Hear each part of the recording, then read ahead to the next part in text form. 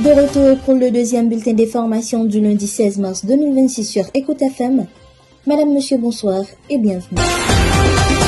Les bulletins d'information sur Écoute FM, une courtoisie de Meubles en Gros. Le nom du magasin, Meubles en Gros. Le géant de bas prix sur tout ce qu'il faut. Meubles, matelas, électro, ici tout brille. Meubles en Gros, la référence dans toute la ville. Spécial Black Friday, vendredi fou. Offre incroyable, juste pour nous.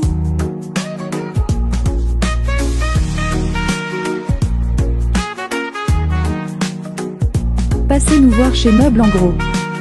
Au 6200 Henri Bourassa Est, Montréal-Nord. Meubles en Gros. Le géant des bas prix.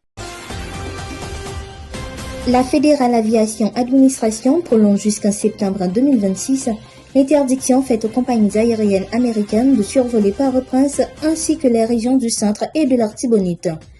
La décision est liée au risque pour la sécurité des vols dans un contexte d'instabilité persistante.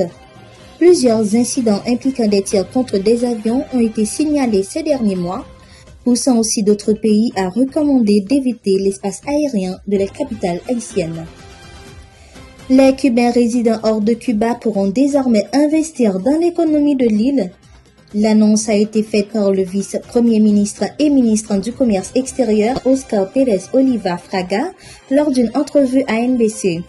Cette mesure vise à attirer davantage de capitaux alors que le pays fait face aux sanctions et à l'embargo imposé depuis des décennies par les États-Unis. Le président américain Donald Trump a déclaré ne pas savoir si le nouveau guide suprême iranien Mojtaba Khamenei est toujours en vie. Selon lui, des rumeurs évoquant de graves blessures après des frappes récentes et le dirigeant n'est toujours pas apparu en public depuis sa désignation, ce qui alimente l'incertitude en Iran. Des explosions ont été entendues au-dessus de Jérusalem après le déclenchement de sirènes d'alerte.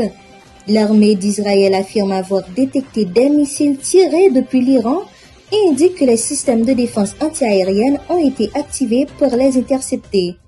Malgré les interceptions, des débris peuvent provoquer des dégâts et des blessés.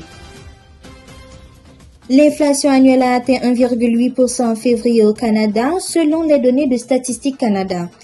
Il s'agit d'un ralentissement par rapport au taux de 2,3% enregistré en janvier.